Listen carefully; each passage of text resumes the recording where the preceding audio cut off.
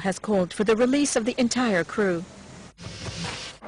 The 5 nations of the Arab Maghreb Union have created an investment bank with a $100 million capital with an equal participation from each country. The bank will launch operations in March. Its headquarters will be based in Tunis. The bank will finance infrastructure projects in Libya, Algeria, Morocco, Tunisia and Mauritania.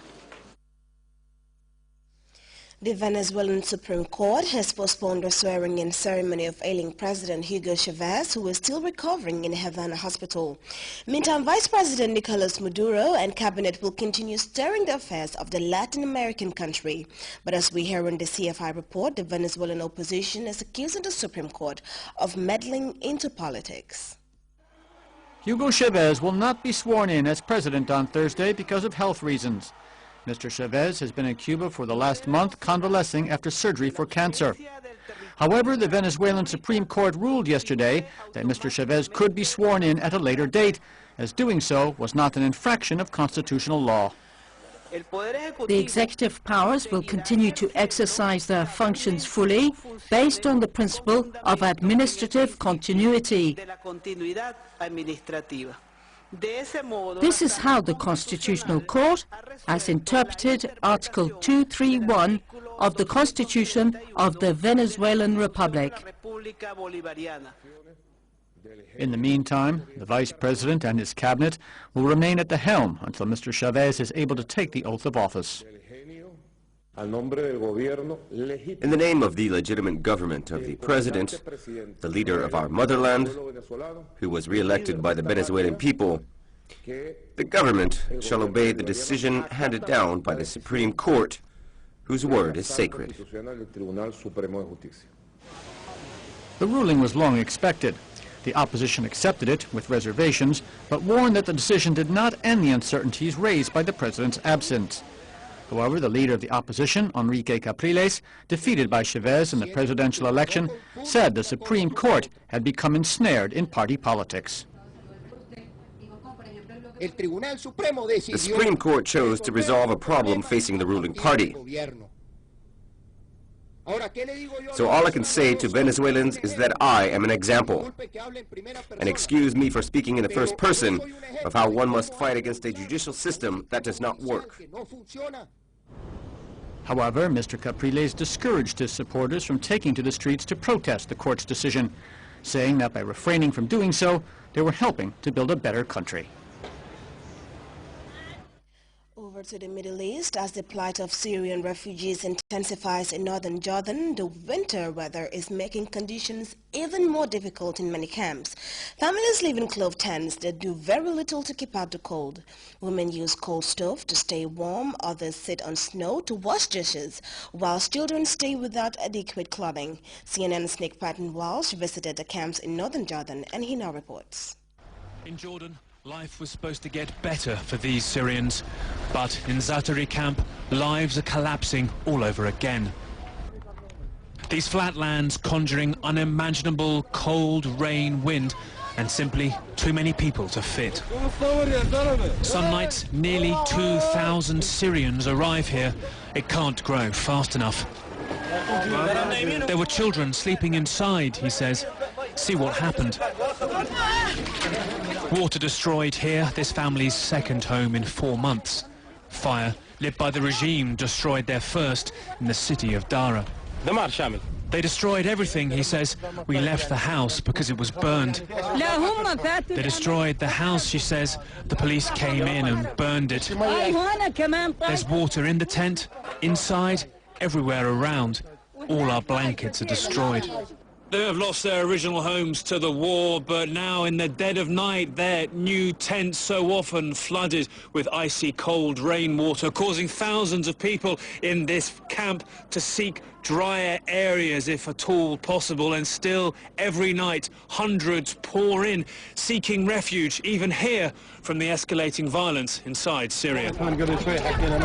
They pack up, hoping for new tents, but in these icy storms, without solid prefab housing, it's a matter of time until they may move again.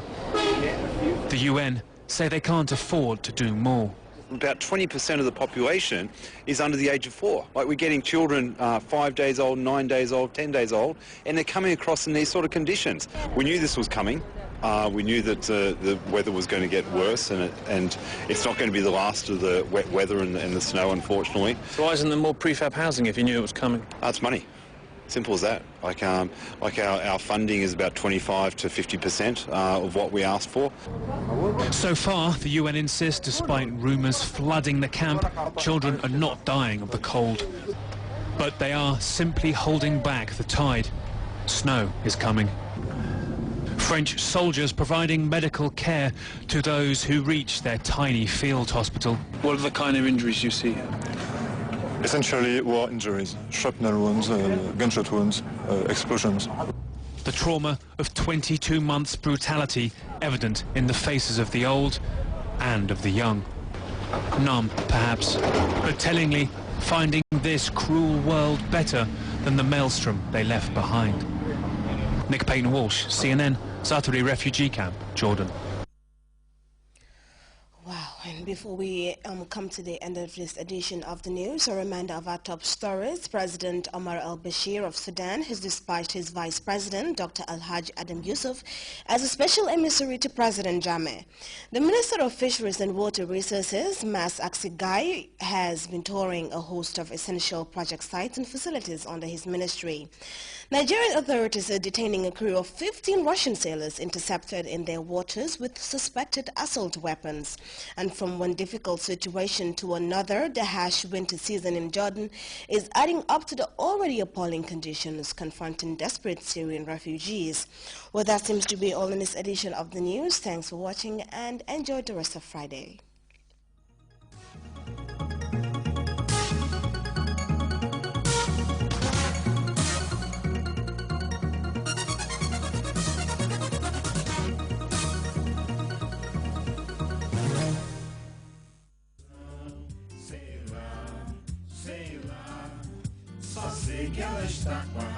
Seize the day. Seize the day.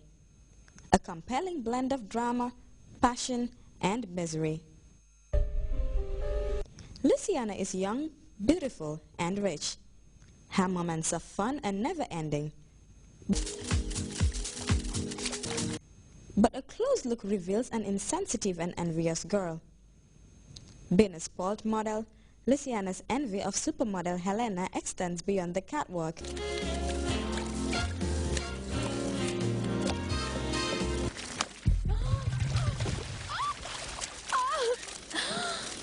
Are you okay? Get away from me. You must be happy with what happened. It's a curse. You've cast a curse on me. Oh my God! Helena meets, falls in love, and marries Luciana's father, Marcus.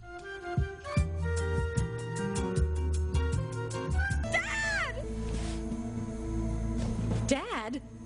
I just can't believe it. I'm starting to think this is a trap. Oh, look! The young lady is walking into the lion's den and thinks she's in a church. I didn't know he was your father. Can you hear me? Get out! Or else I will run over you! Run over you! I want to see that.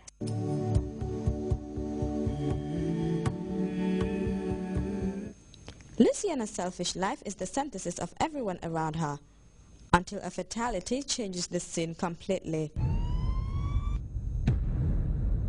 In Seize the Day, Manuel Carlos tells stories of survival with delicacy, sophistication, and sensibility. It is about rediscovering ourselves, about moments when we find the strength to get up. The theme, therefore, is to seize the day, because life is worth living. Sponsors invited for this captivating blockbuster. For details, contact Grts Marketing. 2, 3, and go! Seize the day.